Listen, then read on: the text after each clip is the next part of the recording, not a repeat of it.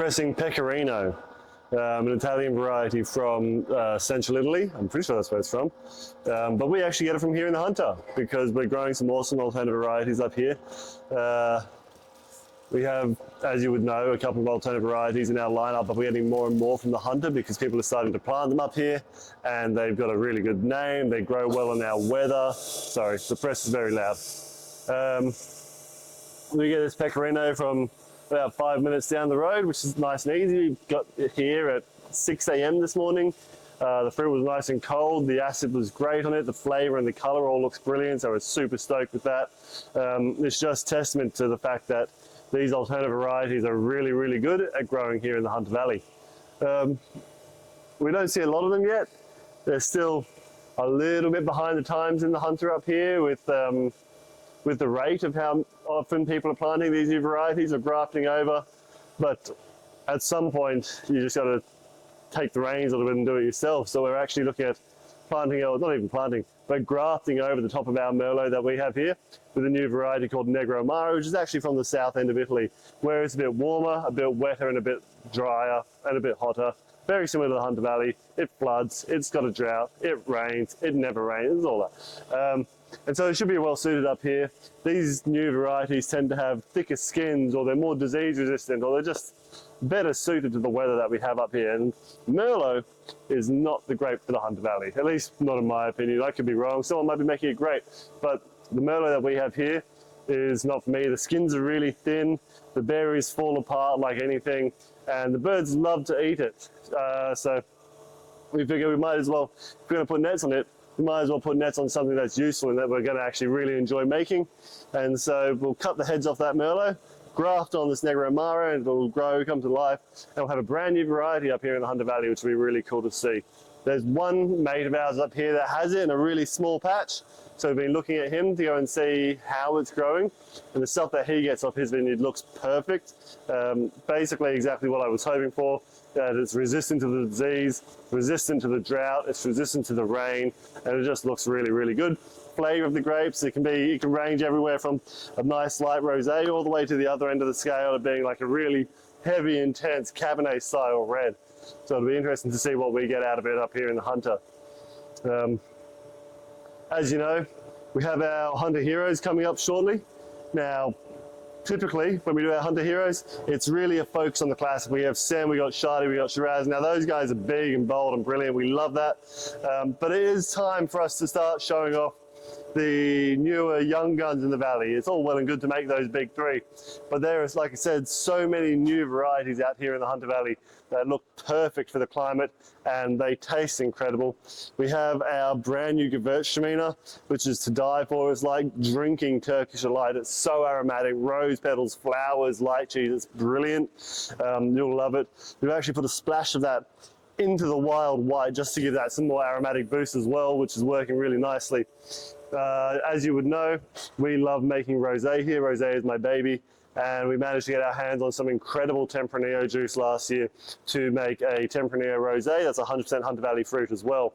That's from Out and Broke. It's nice, it's bright, it's light, it's made with intention like we like to do with our rosé. It's not an afterthought, it's something that we put a lot of work into. And so we have this incredible light, really strawberries and cream driven rosé that does have this hint of nice rose petal floral aromatic to it as well. So we did a little bit of fun winemaking with that. When you get to the Hunter Heroes, ask us about it. We're happy to tell you about it because it's a really cool little bit of experimentation we like to do. And we do like to experiment here, you know. We pardon me, we do like to experiment. We like to try things for the first time. And so this year we made or 2025 rather, we made our first Fiano ever. Never done that before, so we figured we'd have a crack at it. And it turned out pretty brilliantly. It is without a doubt a crowd favorite. It's got this awesome, really interesting waxy texture, different sort of body to what you see in a Shardy, but the same kind of weight. So there's nice green apple character. It's fresh, it's bright, but that texture just sits in your mouth and it just plays around and it stays for a long time. It's a really high quality grape that makes some really high quality wine up here in the Hunter. It does come off the vine really late, but that's not so much an issue because we have so much hot weather. It does get to that ripeness and looks incredible because of it. The acid's good, the color's good as well, much like this Pecorino. What else have we got that's fun and upcoming? Well, obviously this. But Pecorino won't be out until later this year, so you just got to keep your eyes peeled for that. We have, I don't have a glass unfortunately, so I can't show you what it looks like. Oh, there's some over there on the, there you go.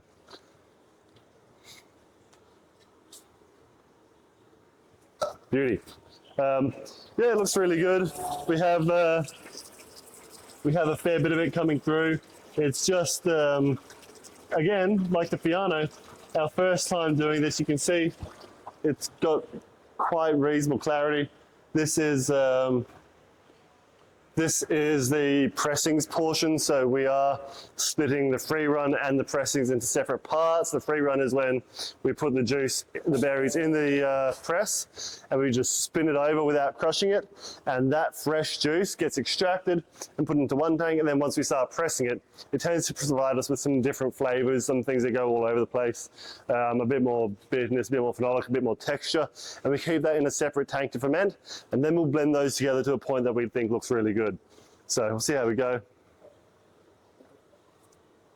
The acid on this is beautiful. I wasn't expecting loads out of it because we've had so much rain. It's been a weird vintage this year. The rain has really thrown everybody out. We were lucky enough that it didn't hurt this fruit too much. There was a bit of hail damage, so Brad and myself went out there the other day and just cut some of the bunches out. They were looking a bit grubby, just to make sure the fruit that we get in is as good as possible. Now, like I said, we had some rain. It was beautiful weather all of harvest, and then we picked Tempranillo. That was the first thing off the vine on the 10th of January, which is just a bit absurd, but it is what it is. Got a splash of Verdelho, and then it poured down with about 150 mils of rain over the next week, which just kind of knocked everything back about a week or two of ripening. So we needed to wait a bit longer. So we've had almost nothing to do for 2 weeks, waiting for this stuff to come back out. And now that it's finally heating up again, we had a nice warm weekend, and the end of last week looked pretty good. We were lucky enough to get this Pecorino off the vine looking really, really nice. We have some more, not quite an alternative variety, but a variety you don't really see up here in the Hunter Valley, Sauvignon Blanc, that we're going to go and have a look at this Arvo. That should be coming in tomorrow. The Savvy Bee looks really good. Probably not a variety that's really well suited to the Hunter Valley because it is so thin skinned and it really, really doesn't like rain. And it is acting like it. It is looking like something that didn't want that. But this dry weather has helped to dry it up, tighten those berries up a bit, and it's come back out the other side of this rain looking quite good. There will be a little bit of grubbiness in there, so we might have to go and cut some stuff out of this Arvo just before we harvest and make sure it all looks good. But it'll be really interesting to see how it comes out the other side. I've never played with Hunter Valley Savvy Bee before, but it should be good. I mean, it's not the same as your normal Kiwi Savvy Bee. It's not grassy, it's not capsicum-y. Don't worry about that, that's just a press. It's quite ripe and textural. It's like honeydew melon. It's like, honeydew melon. It's juicy, it's fruity, but it's not that really acidic Kiwi style, which is really nice to see. Now, of course, when we make our wild white, we tend to put a new or different variety in there each year. Last year for 2025, it had a splash of Verdelho, which picked up, I think it was 93 points from Halliday, which is great. Sorry, did I say Verdelho? It had a splash of Gewürztraminer. Had a splash of Gewürztraminer, and it was picked up 93 points from Halliday, and that looked really, really good, helped with those aromatics. This year, unfortunately, because of the rain, we couldn't get that Gewürztraminer off the vine, and so we weren't able to get it this year. Instead, we've gone and picked up the Savvy Bee to give this a new flavor. We really like to be able to play around with the wild white. Being a white field blend, it does give us that opportunity to try new things, different blends, different styles. We don't really have a rule for it. We can just do what we want, and it tends to work out quite nicely.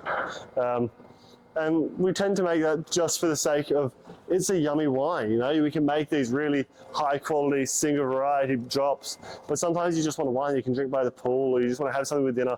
And as much as you can analyze this wine, think about it, drink it, look at it, you can also just quaff it and just throw it back because it's really, really yummy. And that's what we make that wine for. If you really want to look at it, you can analyze that Gewürztraminer, you can analyze the Semillon, the Verdelho, and the Chardonnay that goes into it, because it's all high quality fruit. It's still Shardy from Winmark, Vidello from Margan. It's still Gewürztraminer from Ernest Hill and Semillon from Margan as well, actually. So it's really good quality gear, and we're lucky to get our hands on it. But that doesn't mean it has to stay that way. We can have fun and we can do whatever we want. I mean, as you've seen over the last few years at Sadler's, we have had the opportunity to experiment and play around, and so this is kind of just one of those extra steps to our playing around. There you go. Hunter Hero starts this weekend, so we're doing a little tasting menu every weekend for our Hunter Heroes, which is going to showcase both these classic varieties and these incredible alternate varieties. Was that Wednesday to Sunday? Awesome. So there's a few days this week. Obviously Monday, Tuesday, we've all got a bit of work on, so we can't do that, but if you can make it here for the end of the week, it'll be really cool. Our new chef Matteo out of Manja, he's doing an incredible job. The food he made last weekend for, what was that? What did we do on the weekend just gone that Brett was here for? The seafood masterclass. Oh, he made this like prawn risotto that was to die for, with a coconut risotto. Incredible. So I have total faith that the food he makes for this is going to be incredible as well. You will be missing out if you don't come and try it, so you really should have a crack.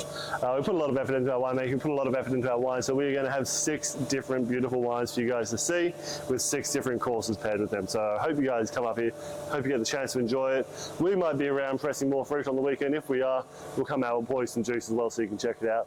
If not, it's because we need a good rest. But we're almost there, getting done. Pecorino is almost at the end of the first press. We've got another 3 tons of it to go, and then we get to go out and check out vineyards again for the rest of the day. So nice and busy day, living the dream. Cheers to Hunter Valley Vintage 2026.